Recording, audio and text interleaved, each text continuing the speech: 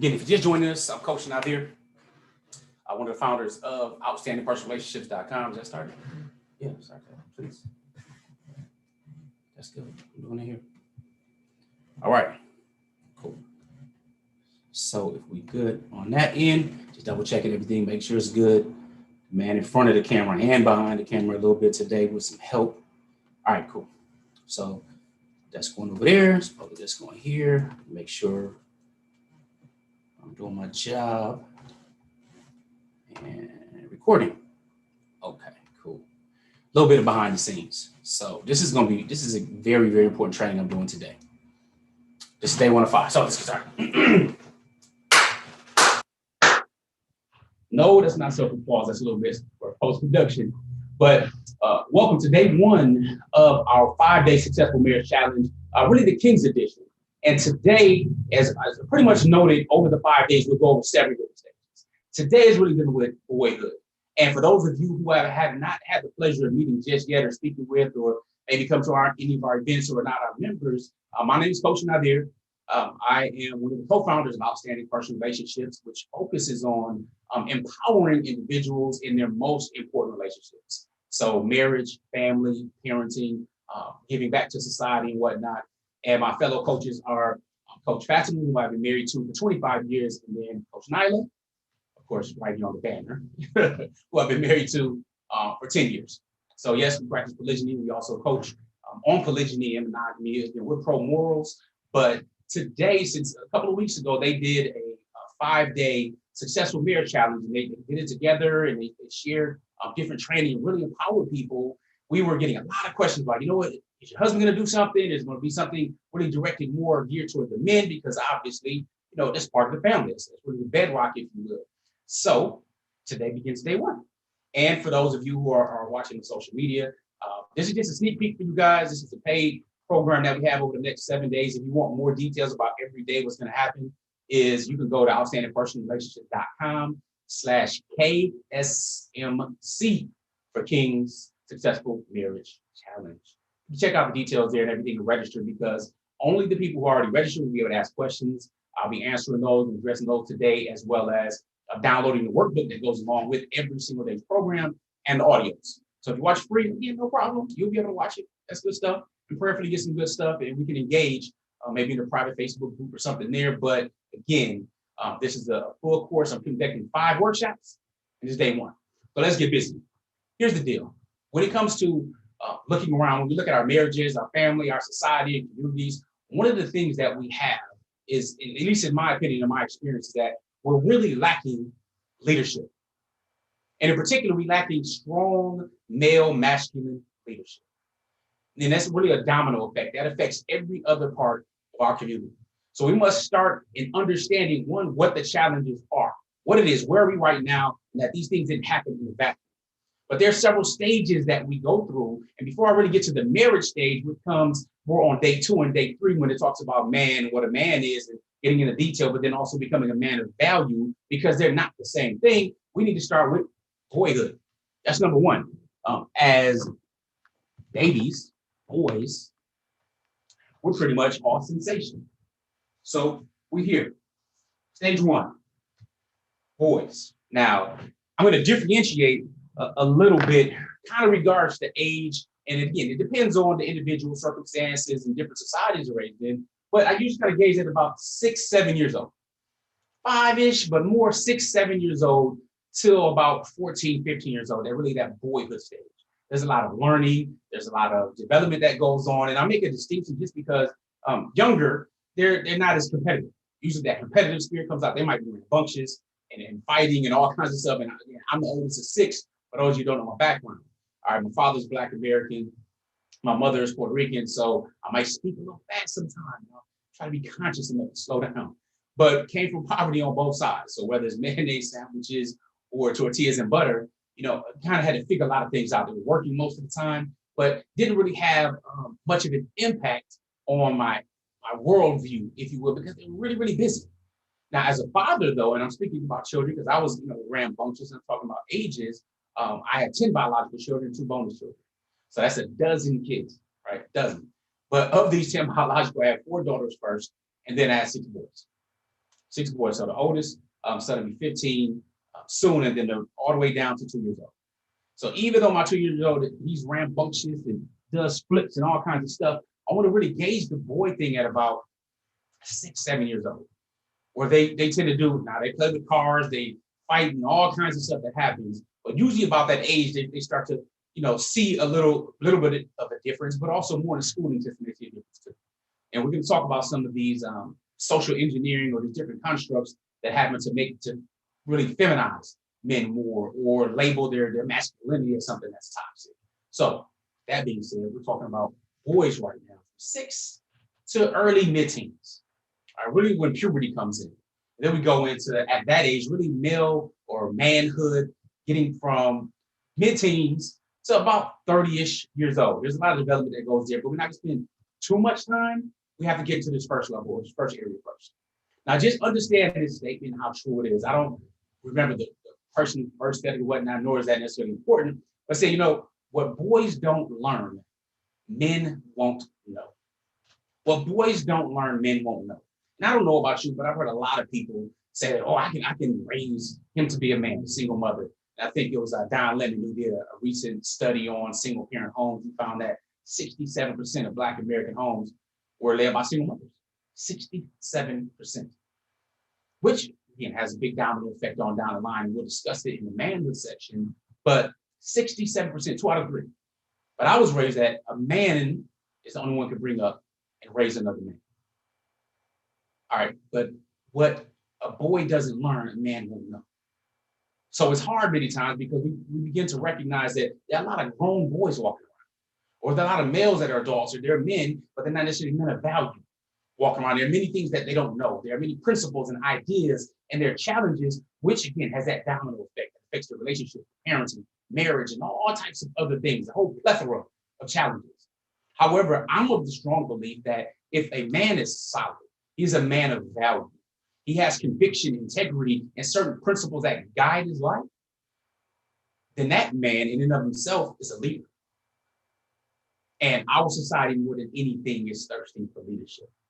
Not just dealing with what's going on in the political climate, but from the political climate to our individual homes right now, is craving for strong, positive leadership. And one of the best to do that are real men of value. But we start here. What's important? What's very important about this? What are the distinctions between a boy and a man? Because there are blurred lines. If you haven't taken a manhood class, or maybe you haven't taken some of our stuff at Outstanding Personal Relationships, maybe the definition gets a little sketchy. Where this person have their opinion, and I have my opinion, and everybody has a whole bunch of opinions, and they're pretty much worthless if they're not impacting your life in a positive way. So let me give you just something basic, an easy way to decipher or make these distinctions on what really transitions a person from a boy into a man. Well, first of all, we're babies and we're born and we're little and infants and toddlers. And we go through this stuff. But when we're born, we're little, we are all sensation. All we know and want is us. We want what's for us, a cookie, a car, a toy. If you can have a friend over, have all these toys, if your friend picks up one of your toys, for example, as a little boy, you want that toy all of a sudden now becomes important to you. It's about sensation, it's about me, it's selfishness. Normal, natural, human. As we grow and develop, we learn about sharing and other things and contributing and stuff like that. But when you're 2 years old, 3 years old, you don't care about sharing anything else. One of my sons, or 2 of them, but mainly the youngest, he's into the Spider-Man phase. Everything is Spider-Man. I don't get he's sleeping sometimes, his hand does that. So we know he's dreaming about, spinning a web or something, right? He's in Spider-Man phase. It doesn't matter. He can go to the masjid, he can go to a community center, he can go outside, he can see anybody, and they have a Spider-Man figure. He thinks it's his. He wants to go up and grab it. He has a little Spider-Man outfit. Or somebody else has it. He thinks it's his. Of course, he likes Miles Morales versus just the traditional Peter Parker thing. But, he has his thing. Spider-Man is mine. Sensation. That's all he knows. That's all he knows. That's all he's expected to know. That's a boy. That's a baby. All right? We can agree on these things, right? Really, really simple stuff. Now, a healthy man, just as a side note, we get more into it as we go through our workshops, is a healthy man has 10 times the testosterone levels as women. And a healthy woman has 10 times the healthy estrogen level for women. This is normal, natural. We are humans, but we are not the same. We are not alike. We act differently just on a base hormonal level under different circumstances. Again, I don't want to get too far ahead because we still have to stick at this boy level. So what makes the difference? What's that first distinction we can discuss? Well, the first distinction is that that child is all about sensations, all about me, all about me. Is a dependent. And if we talk about it in economic terms or business terms that most of us know, whether if you're an employee, for example, or an employer or what have you, we know about your consumer or your producer. And of course, there's a mix of both. But that 80-20, that Pareto principle may kick in where, what are you? And boys are mainly consumers. They're consumers, meaning they receive more or they take more than they give. And usually they're receiving 80-90% more, whether you have them as a dependent on your taxes, for example, you're feeding them, you're clothing them, you're doing these types of things for them, you're teaching them, all this stuff. This is part of boyhood. They have to learn. There's a whole period of development that goes on. But when someone is mainly in that, meaning they're 80-90% learning, taking, for example, I think there was a movie or something called like Failure to Launch, right? 30-some-year-old guy still in his mom's basement, depending on mom to feed him, clothe him, and everything else. That's a grown boy, right? He's receiving, he's a dependent. He is constantly consuming, if you will, versus producing.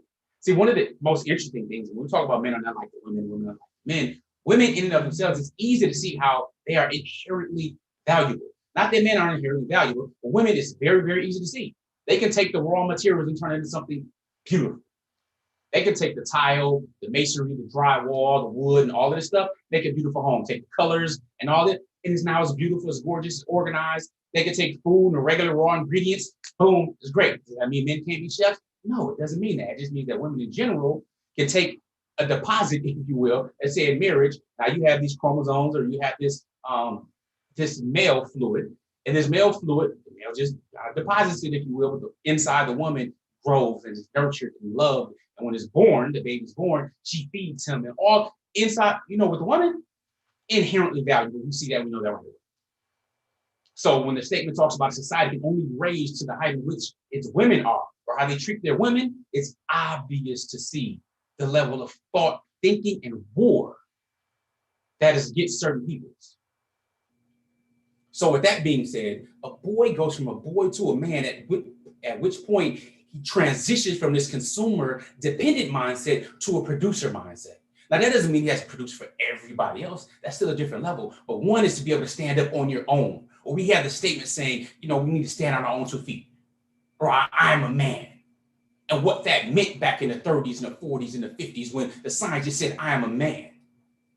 I am able. I have this capability to do action, being able to move forth.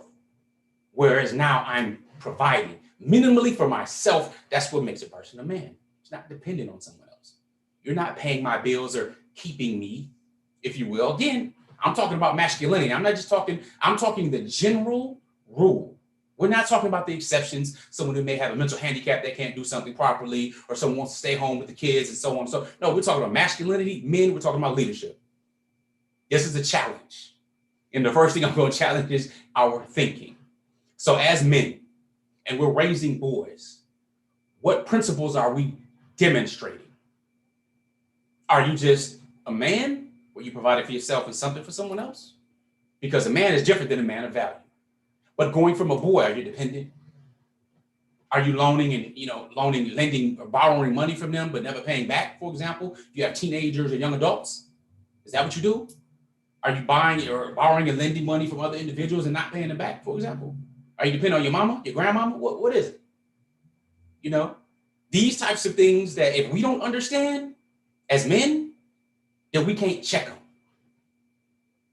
Then we don't check them, and that's even weaker. See, one of the interesting things is that strong men create good times. Good times creates weak men. And weak men create hard times.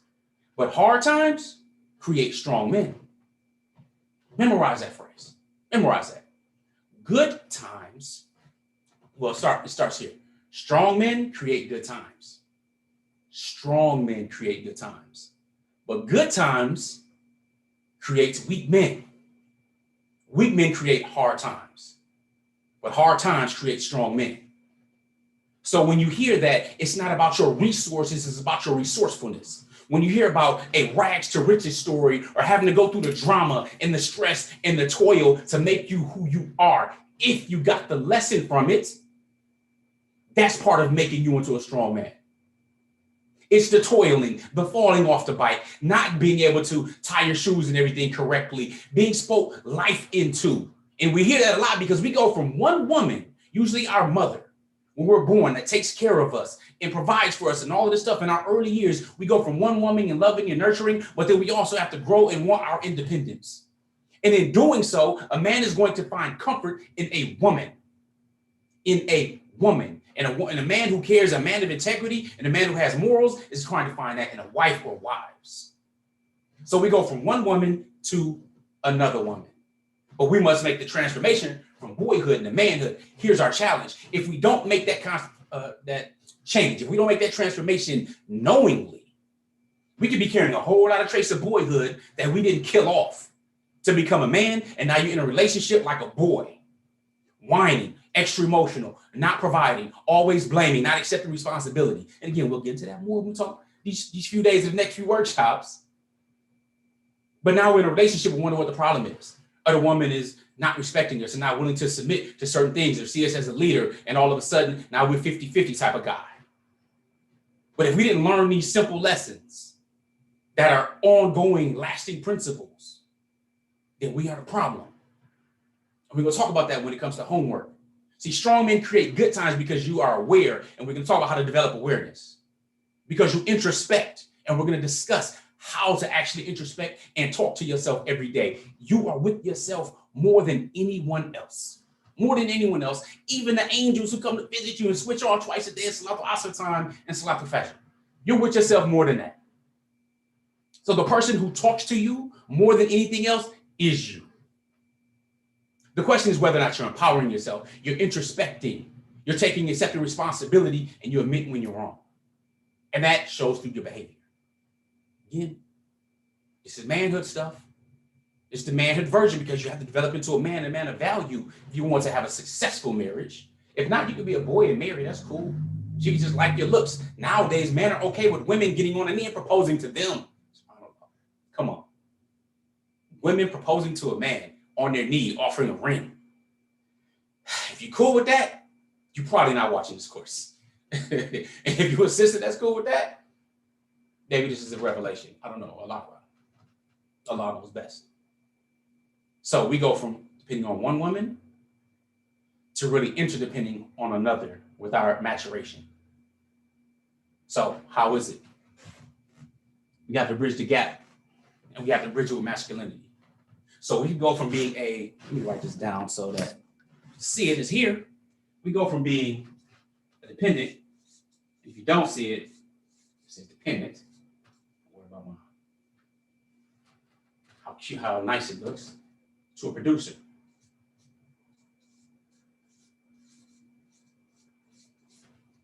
And of course, in your notes, you're going to have this on your worksheet. So first step, going from a dependent to a producer. When does that normally happen? Usually happens in early teen years. I had the privilege of poverty growing up, but I also had the privilege of being around men who were producers. So one of my first inspirations was my great uncle, for example. He owned and owns several different businesses now, but he came from down south, and during the Great Migration, if you know anything about that in the U.S., after slavery and so on, one of the industrial revolution in the Midwest, for example, whether it's like Detroit, Chicago, Milwaukee, and so on, the whole Midwest was a manufacturing hub. So a lot of Black folks came up here looking for opportunities, still suffering from the effects of slavery, which are still ongoing, but they made this transition. Nevertheless, there was a transition. So he left Mississippi and to come to Mississippi or Wisconsin. And they had watermelon, they grew watermelon and stuff like that. And that's really all he knew. He said he couldn't read and write until he was in his 30s. So this is incredible. Like, you could read and write to you in your 30s? I'm like, first, second grade, I'm reading and writing. I know this. So he's telling me his story because at the time I was maybe 14, 15 years old. And I was impressed. This is this is the 90s. And he's, the drug war was out there in full effect. Mass incarceration was out. Crack was out. Dope game, all kind of different things were really going on heavy. And Chicago was real hot in the wild hundreds. So guys would come to this watermelon stand. He, my mother gave me to him because I started acting up. She was like, look, go with them for the summer, work them hard. He earned some money, he stay out of trouble. Didn't kind of happen like that. It was pretty idealistic, but you don't send somebody from Milwaukee to Chicago and think it's going to be all good. Nevertheless, he put me to the side. He was trying to put me up on game. So this is somebody, again, he acquired a lot of cash and currency, and I was impressed by that. But there were some dope dealers came up to the watermelon stand. They grabbed some watermelons. They had the flashy cars and the chains and all this stuff. And I was, looking at him like, man, that's pretty smooth. So he pulled me to the side, and he had a ring on. It was upside down. He had a diamond on the bottom part of his hand. He said, your Auntie Marjorie, your auntie gave me this ring. He said, that's the only reason I wear it. And he had a diamond part here, so it just showed the band on the top. He said, you might be looking at them. And he called me my previous name because my previous name was Michael. He said, Mike, you might be impressed by them. But I'm going to tell you something. That's not going to last. And many of us have heard, it ends up two ways. You're either going to be dead or locked in jail. About 80% of the people in the game that I know and was involved in the game with ended up like that. Alhamdulillah for Islam. Nevertheless, he said, listen, boy, if I wanted to buy 15 Rolls Royces right now, cash, I could. And I looked at him because this man, jeans, straw hat, red tank top, toothpick in his mouth, country as ever. And we started talking about finances and income and all this stuff. And he told me, he said, I couldn't read or write when I was in my 30s, but I count money. So me, of course, that's important. At that time, I was like, hey, that's important to me.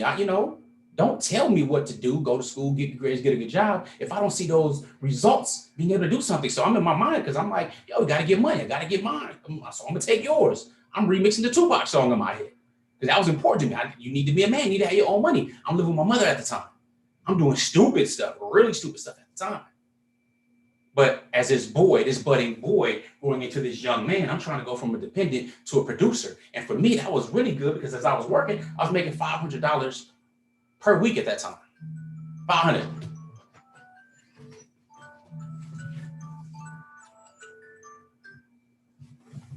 Yes. It's live and behind the scenes. So for me, 500 a week at the time, 2,000 a month over the summer, that was pretty cool. I didn't have friends doing that. Now, I went out, got the herringbone and all kind of other stuff and jewelry, and I got leather pants in the summertime. Yes, I was young, but I was a young man. But I was moving from boyhood to that young man, if you will. So I had this learning perspective. I'm trying to grasp information. But one of the things I learned from that was like, what? I want to be an entrepreneur.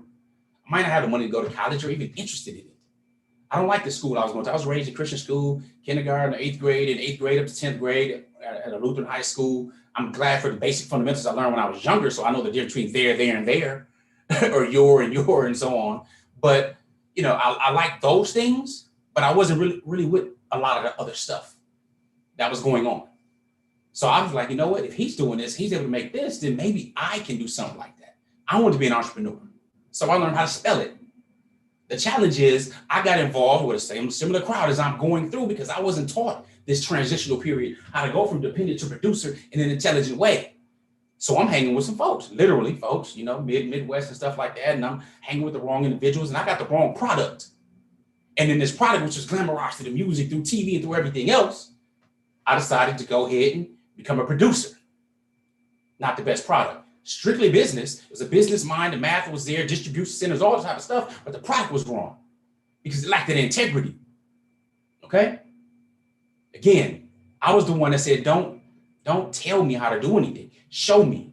If you had the results that I was looking for, or you had something that I thought I was looking for or wanted, or I thought was manly, that I'm interested and I'm attracted to that.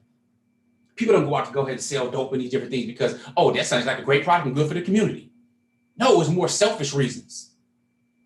And figure, well, if I don't do it, somebody else is going to do it. But there has to be some change, that boyhood, manhood stuff. And we, again, want to talk more about that man of value tomorrow.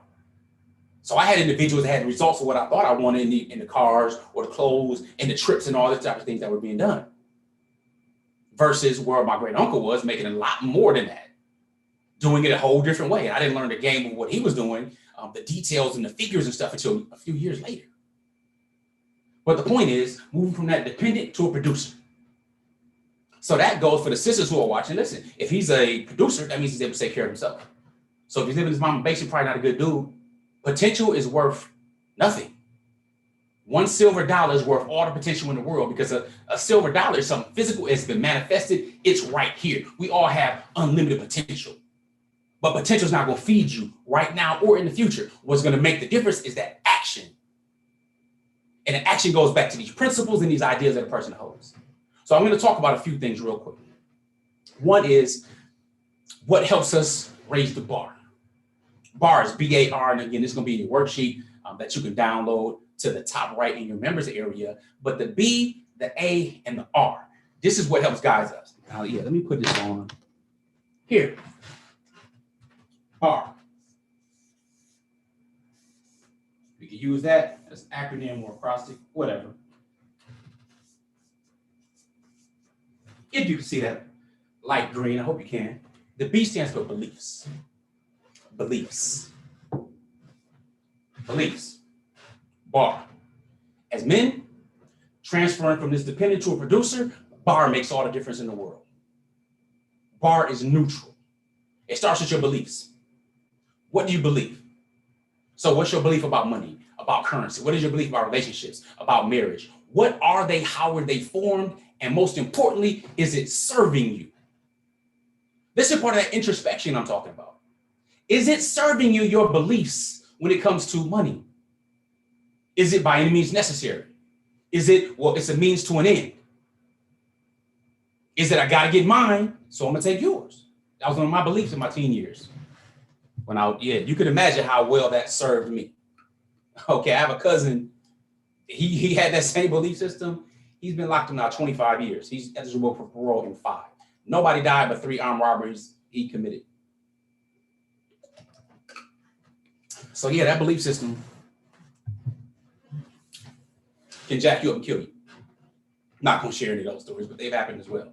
So how did you form your beliefs? What is your belief about marriage? What is yours about morals? See, my parents got married when I was 5 years old. They were divorced when I was 12. My father was there pretty much kind of my, developmental years up until I was 12 when they got divorced. First responders. But they got divorced about 12 years old. So I didn't have that structure after that age, after that time. So I'm 13, 14, getting involved in a whole bunch of different stuff. Experimenting, taking risks, which is okay for a young man to do, but depending on your belief system, that also determines what type of risks you take. My belief system, I'm a man. So when I'm telling myself 13, 14, 15, my father's not there, he said, you're a man in the house, all this kinds of stuff, right? So what is my belief about marriage? Well, I wasn't married this young age. I didn't have anyone to really look up to, grandparents and stuff like that, but they were seen as old. They didn't necessarily have the best relationship from what I observed from a distance. My parents weren't together. I had some uncles and aunts and stuff like that. A lot of uncles creeping around doing all kind of stuff. I can only really think of one who wasn't, or at least I didn't see do such a thing. All right, now I'm born, raised, going to the church, all this kind of stuff. Everything else, I'm seeing all kind of crazy junk in the church. These are my beliefs. These are helping form my beliefs, my experiences, and things I went through. But what forms them is the meaning I gave to them. The meaning I gave to them. So for marriage, it went from, I don't ever want to get married because I don't want to have to go through all this stuff that I saw. So the meaning I gave to it was pain, betrayal, disloyalty. Maybe it can kind of work out, but most likely not. And then you see the numbers, more than 50% fail. So what's the point? And now here I am talking about developing outstanding relationships and marriage, right? Yeah, beliefs changed. But it's the meaning I gave to it at that time as a teen.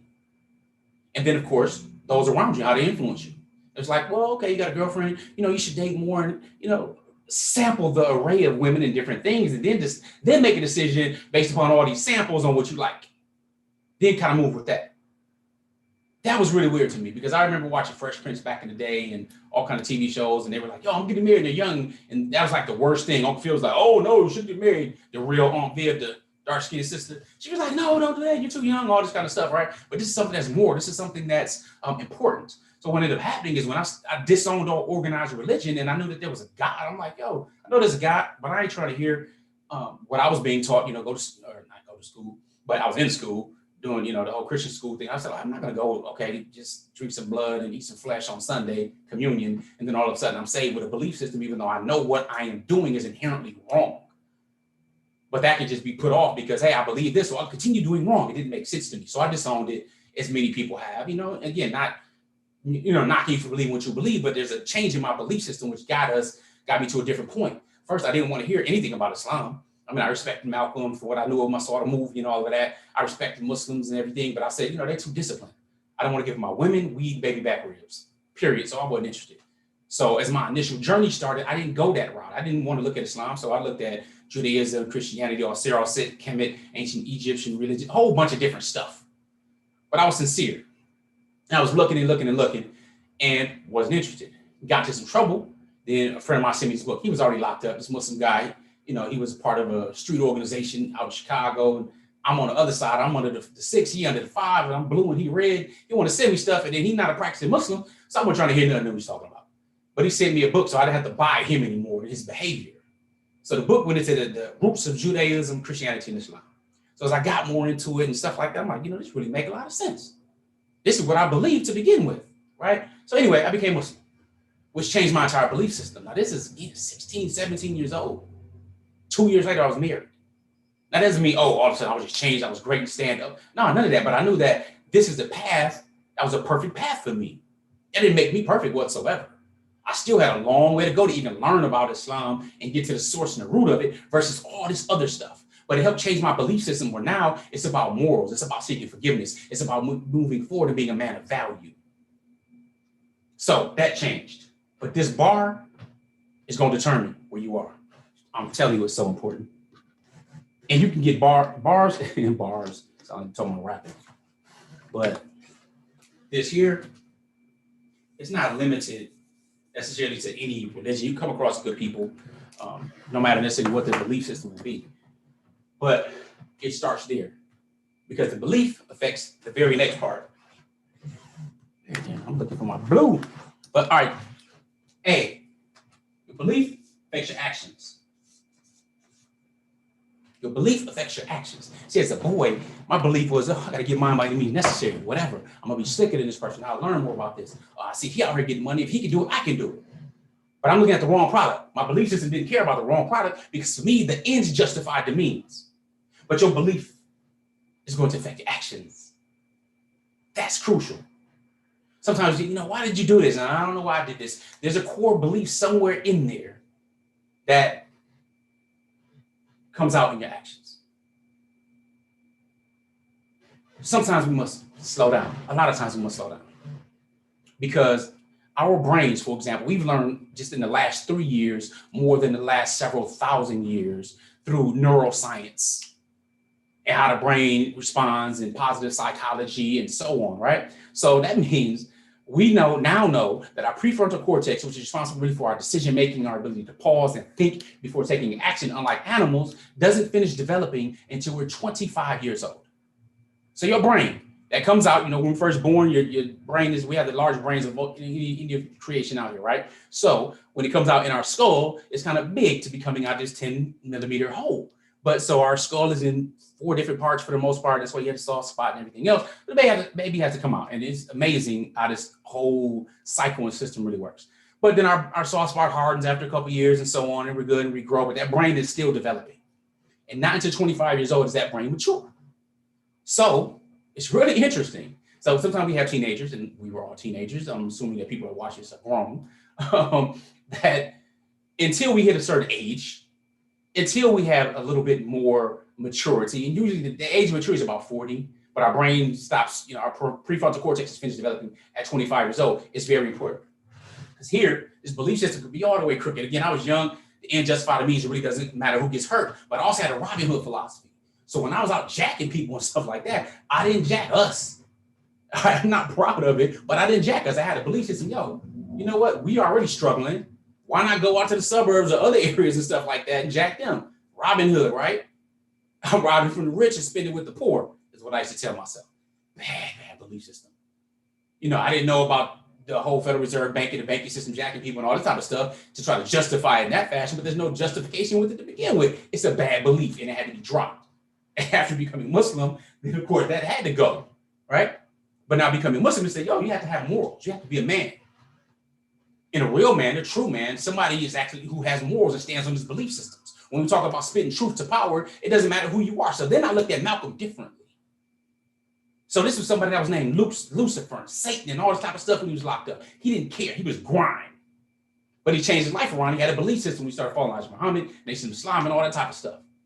But do you know how hard it must have been to take something that helped transform you, that you fully believed in, to recognize that was a fraud? And you had to change your belief system to come to Islam. That wasn't easy. An organization he helped build, he helped mold and helped shape, and actually had to stick with, yo, this is the truth, so I have to shed this and get over here on this. As much as it's disliked so much so that it'll get them killed, and it did, right? That to me is manhood. That right there is strength. That is having a belief system that affects your actions, no matter the next part, the R. Probably figured it out, right? The R is results. Results. So some people's beliefs can get them killed. Now we're all going to die. Some people's beliefs can really get you killed. Some people, as an example, let's say take care of your family. You have to take care of your family. You have to work. So there are many people in countries that don't have OSHA and different safety laws on the job that will risk their entire lives to take care of their family. Whether it's down in mining, underground, without proper equipment, and mines collapse and they die, or they're up on buildings where they don't have these, safety harnesses and things that for cranes that we may have in different areas, and they fall off and die or get injured and stuff like that. Happens all the time. The belief is, I got to take care of my family no matter what. Or you have those who participate in distributing a product that kills and hurts people and harms people. Not just doctors or pharmaceutical companies. I'm talking about the street pharmacists, if you will, right? Through illegal drugs. Their belief system means justify the end. I got to get mine, you got to get yours. So the actions reflect something, and now we see the results. Again, the bar is neutral. You have good beliefs, a belief that's wholesome, that's going to contribute, a belief that's pro-moral, then your actions should be moral. Even if you do something wrong, because it's not going to make you perfect. You do something wrong, you seek forgiveness. You seek forgiveness of the person that you wrong. You forgive yourself for it, and you go. You move forward. See, the challenge is many times we like to drag baggage or get excuses or pity and all these things along with us. The challenge with baggage, you can just cut it short. Because if you're talking about increasing and elevating and going up and climbing a mountain, you're not going to be able to have all this extra equipment. You have to let something go to lighten it up to move to the next level. Whether that's people you consider friends, whether that's people you consider family. We still have to let some people go. I'm friends with very few people that I was friends with in kindergarten, first grade, second grade.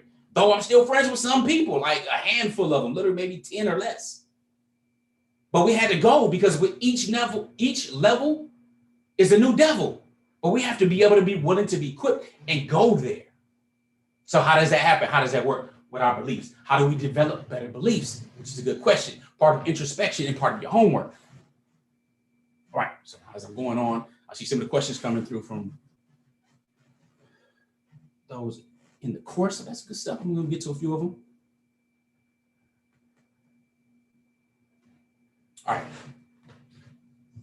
Beliefs, actions, results. We're going to stay here for a little bit more because that's one of the belief system is the major thing that's going to turn a boy from a boy to a man. We can talk about different countries where there's civil war, whether it's Sierra Leone or other countries where there's civil war and they took boys at 7 to 8 years old and turned them into soldiers, straight killers.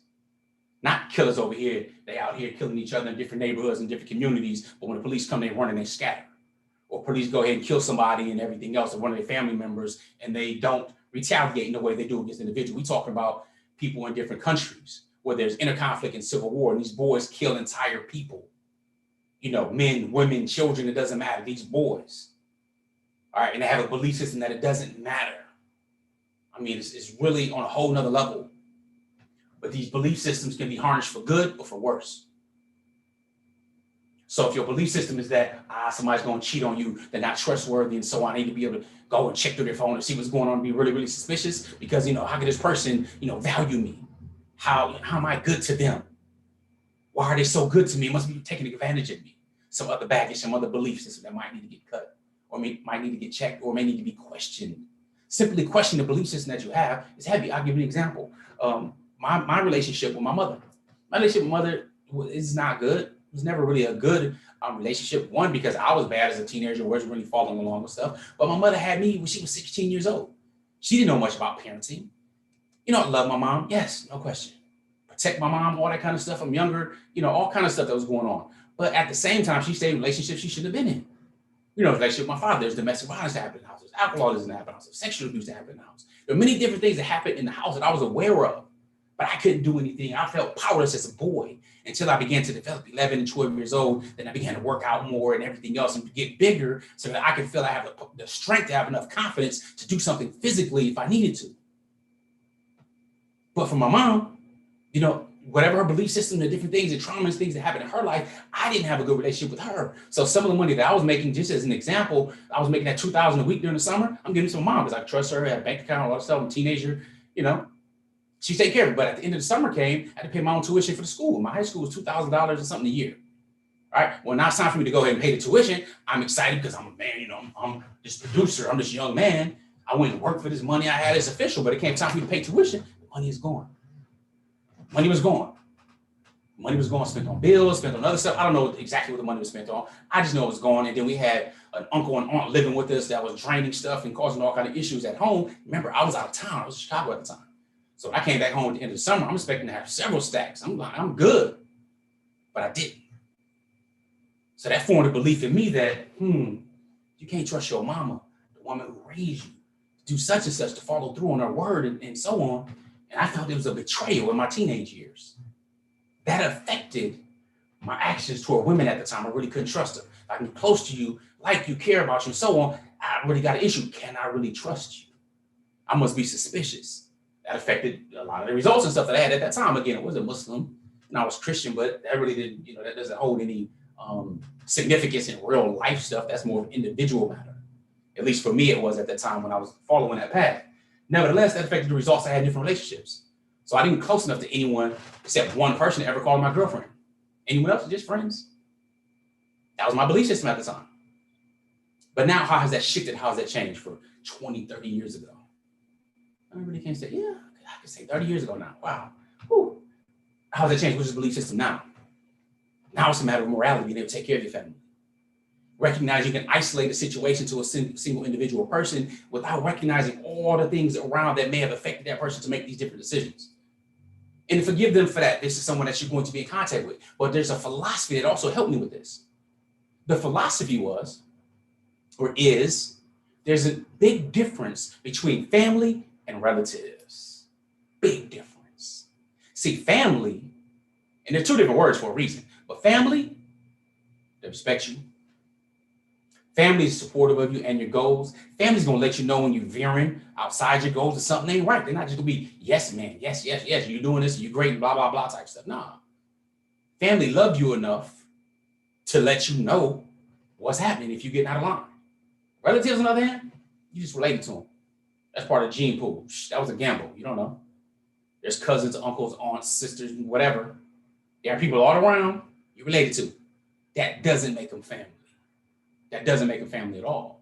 Makes them relatives. They have rights over you. You got rights over them. There are relatives that cannot come to my house, be around my children, that I'm not giving a loan to. It'll just be charity. Family can come through anytime. Family I can call if I need them. They can call if they need me.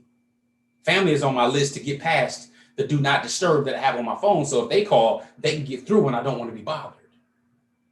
Relatives, nah. That philosophy helped me. That belief helped me in my action with them, because now I know I can love some relatives from a distance. It's okay. There's no guilt there. So some I can love from a distance. There's no guilt there. The results, I'm not worried about them paying me back on something.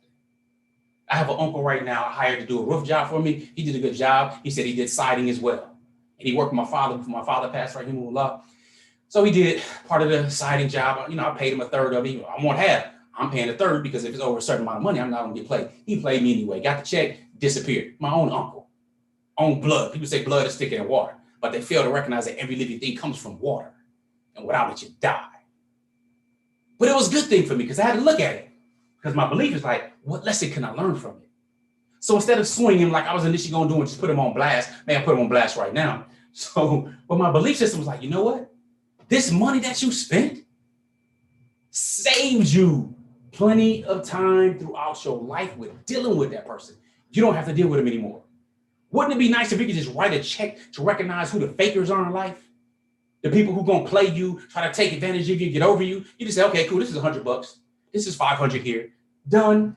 You no longer have that stress, that drama, anything coming from that people or anything that they're affiliated with. So for me, I was like, this is a good lesson. And I learned the best lessons are the ones that you pay for. So my belief system made me get over that relatively easy. And the results, I haven't had to worry about that fool. None. But if anybody ever asks me locally, should I use Jeffrey Butler as to do the roof or any job for me? He can actually do work if he finishes the work. But now he played me his own nephew, who blood. And I'm going to be around just to be, no, that's not me, bro.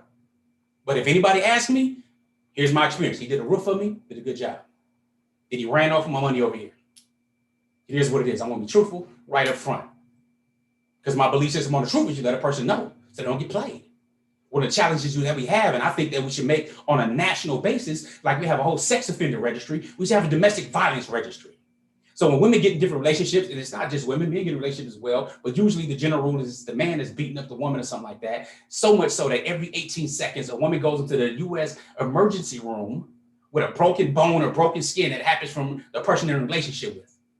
Okay, there should be a DV registry somewhere so that people are aware of that. They are aware of this person's, whether it's a filing of a restraining order or charges that didn't even get convicted and all this kind of stuff. There should be a registry. I'm a strong believer in that. And there should be a registry against shady people in business and stuff too.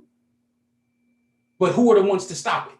If you're a good man, you're a man of value, it's your responsibility to talk against the punks. How can you hang around someone that's beating up a woman? What the hell is that? How you gonna hang around somebody that's beating up and abusing and sexually molesting children? What the hell is that? That's why it's important to understand this boyhood going from dependent to being a producer. Because being a man is one thing, being a man of value is another. And that's day 3 of our course as we get deeper. But it's extremely important to notice these small, subtle differences because bar is everything. Your beliefs lead to your actions, which lead to your results to where you are right now. So if you're not liking where you are financially, which is easy to measure, you can look and say, yo, do I have enough cash currency for the next 6 months? Should the worst happen? When this economic collapse happens and fails, am I good? What's going to happen to my assets, my belongings, my savings? What's up? Am I good? You can look at the numbers and it's either yes, no, or right? Yes, no, or I don't really know. I need to get it straight. But your beliefs around it, how do you get it? How do you invest? Do you take the risk necessary? Do you measure them? Do you put all your eggs in one basket and watch the basket closely? Do you think that just diversifying stuff or handing it over to a financial manager will be better than you doing it yourself? Or are you saying, look, let me go ahead and learn about crypto. Let me get on YouTube. Let me find out about Robinhood and go ahead and invest. Let me do this because I believe in my ability to figure stuff out. And then when, those are the actions that can lead to your results right now. Because you could also reverse engineer. If you say my stuff isn't right now, that's results. We're looking at a report card. We're looking at a report card. And all we have to do is look further back. What have I done? What have I been doing? Maybe I lost my job due to COVID. Maybe I didn't have a business, or I didn't invest in this property at this certain time, or this market crashed and I had everything over there. Whatever it may be, now we can go look at this report card. We can look at the actions you did or you did not do that I passed over this opportunity. See, POUR, if you look at it as an acronym, means passing over opportunities repeatedly, even during this time of COVID. There are so many different opportunities that are available right now. Look, I'm talking to people all across the world right now on the internet that's costing me little or nothing. When 10, 15, 20 years ago, this is unheard of and cost a whole lot of cash to do so. It's little or nothing right now, right? So backtrack to the finances. You can look at your actions and see where it's up. Then go to your beliefs. Are you the person that's like, okay, this is a good opportunity. Somebody shows it to you. They're mentors in this book. And it's like, yeah, it'll work, but it don't work for me. So you lacking in self-confidence? Or you just don't believe it can happen for you? We had this loser mentality. We got to be bottom of the barrel type thing. All right, we can reverse engineer that whole thing. If my body isn't where I want it to be right now, cool. I can look at myself, step on the scale, check my body fat percentage. I got some work to do, but I can look at my actions or lack thereof. Have I been to the gym like I want to be? Am I eating high fat, low carb? With the keto diet, for example. What are my belief systems regarding it? Oh, this is just the way it is. My thyroid runs in the family. Or is it just that no one in the family runs? You know what I'm saying? It runs in the family. Yeah, no one runs in the family. Anyway, a whole different thing. But bar, that's the process. And we're going to go, you're going to get some more tips and things like that in your worksheet if you're following along with it right now, or if you're watching live. So just make sure you download your workbook that goes along with day one, which is, again, boyhood and that transition from boyhood to being a young man. Usually the age, again, from 6 to mid-teens, 14, 15 years old. That's when you come into being a man. I'm talking about government mandated, pull out the air 1800 or 18 years old. That's not what I'm talking about. Once you become a man, you develop this maturity and so on. Your body's changing. You're going through puberty. About 14, 15, usually you're a young man. You want to go from being that dependent to a producer. That's normal. That's normal. Now, it can be looked at as other stuff. For example, we can take traits, and you hear these terms, whether the government is talking about or school talking about, this toxic masculinity. Masculinity is neutral, just like femininity is neutral. Men are men. Men are not just different forms of hairy women or something like that. No, again, a good healthy man, 10 times the testosterone level of a healthy woman. Healthy woman, 10 times estrogen than a healthy man. This is normal. But we have different reactions when it comes to fear, for example, how our testosterone processes something, but we also have estrogen as men, and women also have testosterone. Okay, but our estrogen on behalf of the women are feminine, and our testosterone male has different hormonal reactions when it comes to fear. We're meant to complement each other. We don't have to compete with each other. We're meant to complement each other, bring each other peace, bring each other passion, truth, intimacy, all of these different things. And we're going to get into it on these next 4 days as well. But it's very important to understand. But I want to give you a tidbit of that because we are not the same. We are not the same. So I'm going to take some questions and slow it up right here as we get ready to wrap up day one. Again, make sure to download the workbook, download the audio, repeat and go over it because repetition is the mother of learning and it's the mother of skill. If you're not a member, of course, you go to outstandingpersonalrelationships.com/KSMC. Put that on the whiteboard for you. It's outstandingpersonalrelationships.com/KSMC for King's Successful Marriage Challenge. And we had to start there. All right, we had to start there because if we don't understand the transition from boyhood to manhood, we won't really recognize that some of our sisters are married to boys. And as men, we don't recognize that we're behaving more like boys than like men. And we're going to get into more of the whys and the hows and what to do. So let me give you some homework for today. Three things. First thing is working out. Working out, a very important part of your life. It affects your energy, it affects your self-esteem, all this stuff. And I would suggest do it first thing in the morning. Because when you work out first thing in the morning, I'll suggest also with weights. Now, you might say, oh, I don't want to go to the gym, can't go to the gym, it's closed, COVID, whatever. You have the floor. Gravity is your friend. I don't care if you're doing air squats, I don't care if you're doing push-ups, it really doesn't matter. All right, you can get up on the wall, on the handstand, hold yourself, build your shoulders up, whatever it may be. You can use gravity around you, or you can go outside, you can walk, you can run, you can pick up weights, pick up your couch sofa, whatever it may be. Do something that gets your blood flowing, especially in the morning. Well, if you master the morning, you're already winning. You master the morning, you're already winning. This is practicing something called self-discipline, something that is revered in every single culture. And the morning also has a special thing for you because it's something called BDNF. And we're not going to go too much into it, but BDNF is brain-derived neurotrophic factor. That helps the blood in your brain. It helps your brain swell, get better, get stronger, helps you be able to learn about 20% faster as well. So BDNF, brain-derived neurotrophic factor, very important. But if you master the morning, you change the game. You feel good, and the better you feel, the better you're able to attack the day. That's number one, and to do it every single day. Yep, I'm not the best at it. I'm not. I'm talking about best practices here. Now, getting up, praying, getting to the match with my sons and everything and demonstrate manhood that way, absolutely. But I'm giving you best practices right here. Work out every single day. You will feel good. If you feel good, you will do good. You feel better. You look better. All of these things, you have more energy to successfully attack. All right, that's one. First piece of homework. Your second one, again, self-discipline. Let me talk about discipline too, because I remember a quote that really affected my belief. We all will suffer pain, all of us. Every single person. Some of us will learn from the pain. Some of us, it will be unnecessary. We won't learn a lesson from the pain. But there are two distinct types of pain from a similar situation or emotion or feeling that we go through. Those could be described as the pain of discipline and the pain of regrets. The pain of discipline and the pain of regret. The difference between these two is the pain of discipline weighs ounces, where the pain of regret weighs tons. We all will suffer pain. The pain of discipline weighs ounces, and the pain of regret weighs tons. As a man of value, striving to be a king, and we're going to get to that too. It is imperative that self-discipline is part of your daily routine. So how can we practice this? The second part of your homework assignment is to practice restraint. Restraint. Pull back, stop something that you're doing that is not helping you get to where you want to go. That restraint could be in the form of fasting.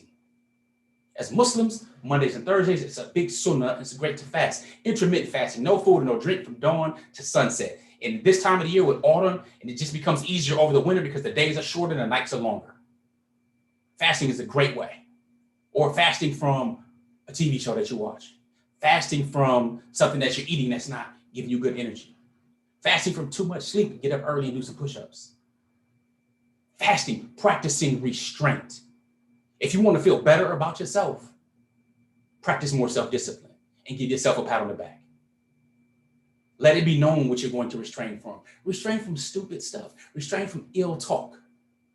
Restrain from hanging around somebody that's not benefiting you and your family. That brings that negative energy. Restrain from your porn addiction. Restrain from playing these video games and stuff like that. It's not feeding your mind. Restraint is a part of self-discipline. Restraint helps elevate you. That's the second part of your homework assignment. Your third is going to be growth. First, I'm going to commend you, again, and honor you, respect you for being here on day one of Successful Marriage Challenge, King's Edition. For those of you who are in the full course, congratulations, because you are investing in you, in your learning, in your growth, your continual education. See, because learning is voluntary. You don't have to learn. People are up right now not learning. They're watching TV, they're entertained, they're distracting themselves, they're worried about negative news and all the things that they cannot control. But you took some proactive action, and I appreciate that. So it's my job to help develop, to help give the best that I have, to plant the good seed so they can cultivate and have a good harvest. So, very important. But now with your growth. 5 books. What are the next 5 books on your list to read? What are they? And I want them to specifically be dealing with your personal development, whether it's dealing with your leadership or your teamwork or your relationships or your parenting or your professional skills on a job or a business. What are the next 5 books on your list to read that you are reading and can start reading today? Not wait until tomorrow, today. What are they? What are they? And what outcome are you looking for those books? You might, 5 books. Yes, I know the average person that is past high school age doesn't even read 1 full book a year. And it doesn't count reading through text and reading through different articles, let alone a personal development book. But I'm not talking to the average. This is outstanding personal relationships. So we want you to raise to be outstanding. Average is nothing but the top of the bottom or the bottom of the top. It's not about being average. What are your next 5 books? I want you to write them down and put the outcome next to it that you want to get from it. Now, let me give you a tip on reading some books. Now, you can get an audiobook if you want to. I prefer physical books myself. I don't like the digital books, the Kindle. That's just me. I like the physical stuff. I like to highlight, go over it, know what page I was on, all of that stuff, right? So here's a couple tips. If you want to read a book a week, that means you can get the next 5 weeks. It's 40 minutes a day. 40 minutes per day. You will finish the average book week between 200 and 300 pages. 40 minutes a day with the average reading speed. All right, let's say you're not 40 minutes a day. You know how dope that is? 40 minutes a day? Instead of watching a show or episode or part of a season, 40 minutes a day. I don't care if you sneak in 10 in the morning, the afternoon, the evening, and before bed. Boom, now you done read 40 minutes a day. You'll be done with that book in a week. I remember watching the movie The Matrix and seeing Neo, and you want to learn Kung Fu and all this stuff, and they just download it into them. Well, we don't have that yet. We still have to use our brain, which has more neural synapses and all the stuff that stars in the universe that we know of. But we can download that stuff into us by reading it, comprehending it, going over it, and implementing it in our lives. So let me know. If you read 5 relationship books by the end of these next 5 weeks, would you be better? Would you have different strategies and techniques? Would you look at stuff a little better? Would you be a little bit more patient? Would you know when the right time to say something is or when to fall back or when to be more persistent on something? Absolutely, you would be. So what are those 5 books? List those, because growth, you must be intentional with it. Now, I'm not talking about schooling, because most people think of school or formal education is what they call it. And like Mark Twain said, I never let formal, he said, never let schooling get in the way of your education. Never let schooling get in the way of your education. Education is lifelong. It should be lifelong. It should impact you and affect you, and other people should see that and experience and benefit from that from you. And the Prophet ﷺ lets us know that the best person to Allah Ta'ala is the one who benefits the most people. And we have that opportunity right now, more people all across the planet in seconds to benefit the most people, but it starts with us. It starts with you making that decision. So prayerfully, got some good stuff here. I'm going to go into the Q&A right now, but that's the homework. So to recap the homework, work out, preferably in the morning. Get your BDNF up. That sounded weird. Your BDNF, your brain-derived neurotropic factor, up. Utilize it. That'd be a good time to actually start reading afterward, because you'll retain a whole lot more and learn a lot more as you feel good in the morning. Okay? That's one. Second thing, practice restraint, some form of restraint and self-discipline. All this requires self-discipline, but actively cut some stuff out, cut the fat off.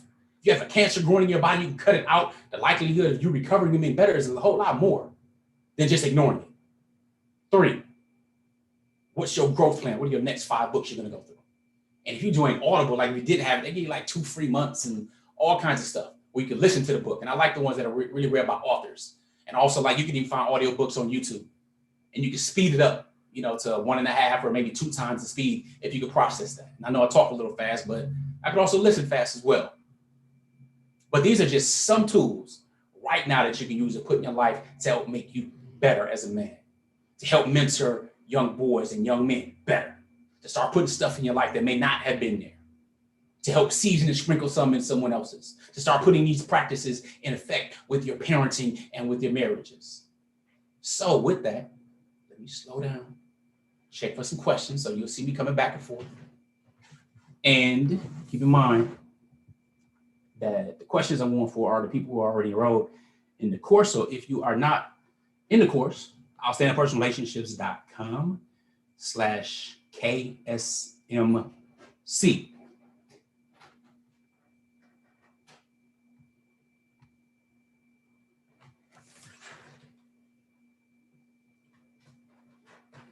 What's up, Mom? You good? Okay. So, question is, how can I, as a mother, help, or how can I, as a single mother, really help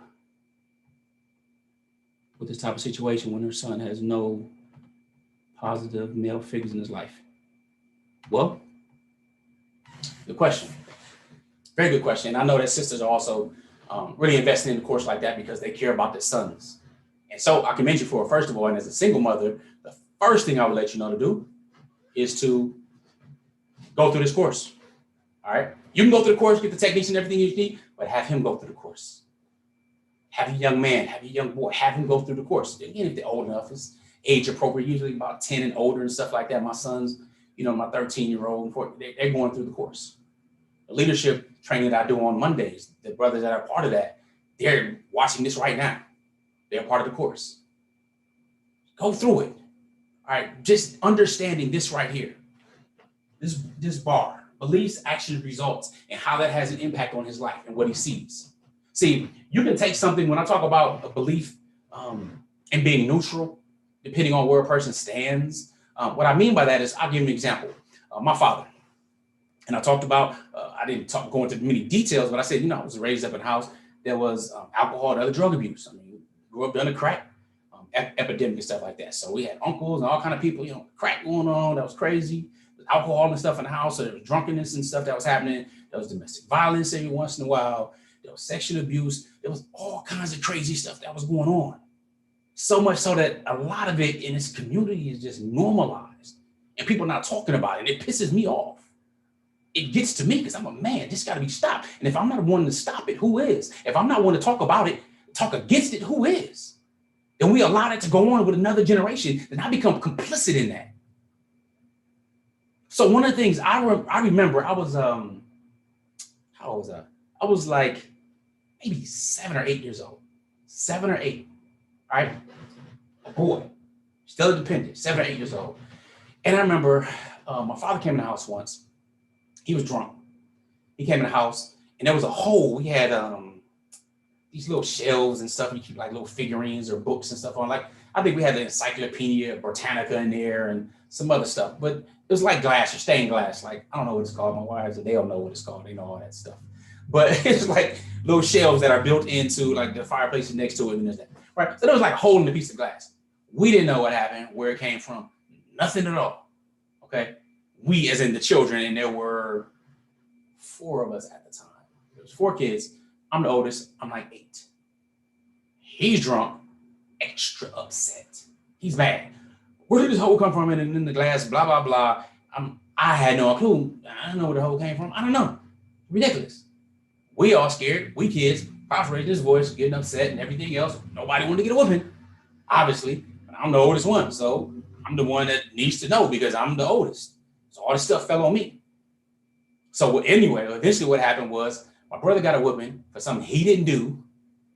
All right, because there was a hole in there. Nobody knew. He was the one that was blamed. That was a wrap. So what did that teach me? What did I take from that? And I vividly remember this, especially because that brother, Nasser Rahimahullah, he passed. He's dead. He was killed when he was 16 years old. In case of mistaken identity, but alhamdulillah, he took a shahada when he was 14. But the reason I share that is because at that age, I said, you know what? I'm going to have to get all the facts. When I become a father, I'm never going to do something like this. I'm not coming home drunk. I don't even like drinking. Now, that wasn't, when I became a teenager, I drank and stuff when I was underage and everything. But I was like, I'm not coming home drunk in front of my family. I'm not going to be accusing my kids of something I don't know. I'm not going to do that. Now, I've accused my children of different things before, some being broke and stuff. Not perfect, but I'm just saying it's not going down like this. And I say he's a perfect example of what not to do and what not to become. So as I grew older, I said, you know what? I'm not going to do this. And when I'm a father, I'm not going to do this. I'm not going to do that. So I didn't take the bogus stuff to say, oh, well, his father's like that, so he's going to be like his dad. To me, this insult. I'm going to be like my pops. I'm going to be the exact opposite of my father. Even though he has some good qualities and other qualities, we all, have this. But I'm just sharing with you how I, at 7 and 8 years old, began to form a belief system of, you know what? That was unjust, him getting a butt whooping. And nobody knew. He just got blamed. He coming home drunk, can't think, all upset for no reason. He was a mad drunk. Some people are happy drunks, people are sad drunks. It's sad to even know that. But that was what was normal coming up. So as a single mom, let's go adjust these belief systems. What belief systems do you have regarding men? Regarding men of value, regarding grown boys? I don't know the situation between you and his father or whatever, husband or ex. I don't know. But what are your belief systems? Help him form some healthy belief systems with women and what they need and what he can become and so on and so forth. Help build him up. Because when we talked about a boy going from one woman to another woman being his wife, we talk about a woman that was nurturing and loving and caring for him as a young boy. But as a man, it's a different type of love and nurturing and caring.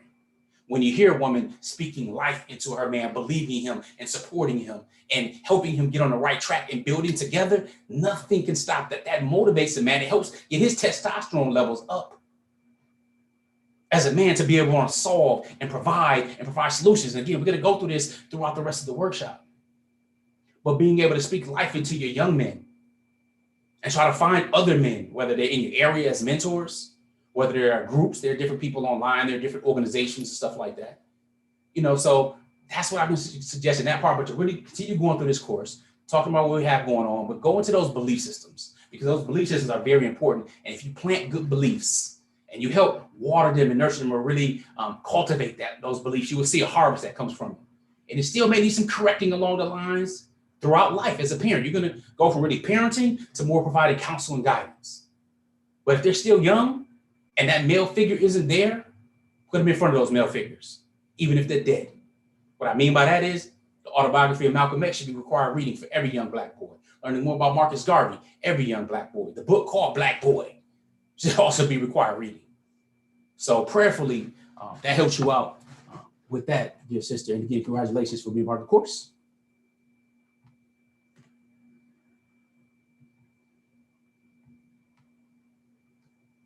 How can I make a report card, like you said, with my actions? Well, a few different things, bro. First, good question. Yeah, you can feel free to, yeah, everybody was, there's a couple more asking about privately, no doubt, because I'm going to wrap this in a second. But a few things. When creating a report card for yourself, it's all about introspection. Going to, like I mentioned to the sister, where are you? What are your beliefs? Marriage, relationships, parenting, providing for your family. What are your belief systems in this? Where they come from? And we're going to go through an exercise tomorrow about how to go over your beliefs and try to see what's higher on the scale and what's lower on the scale. But introspect, what are your goals over the next 12 months? COVID or no COVID? What are your goals? What are you going to do and why? Now, don't leave it with why, but also, what do you want to feel? What do you want to feel? I know we usually talk about how, women are more emotional, and truly, sure, they do usually express more emotion, but how do you want to feel? Admired, appreciated, grateful. What feelings are you looking for when achieving and going after these goals? What are you going to need to feel to continue to go and to be motivated to move forward? Introspection on that. And that's going to be in your worksheet as well. There's also a few other things that you'll be able to download along with your workbook that you have from today. So prayerfully, that helped. I definitely appreciated being with all of you. Let me check and see if there are any questions here. Excellent. It didn't look like we made some good time. Everybody who's tuned in for free with day one, congrats again, welcome. If you want to sign up for the full course, you get access to the next 4 days in the workbooks and audios and the Q&A sessions that we do. outstandingpersonalrelationships.com/KSMC. I'm about to sign off. Appreciate you being here. Just remember that a wish changes nothing, but a decision changes everything. It's like we talk about with GLC, with Outstanding Personal Relationships. GLC means to grow daily, love fearlessly, and connect on a higher level every single day. Again, appreciate you being here. Assalamu alaikum. Peace.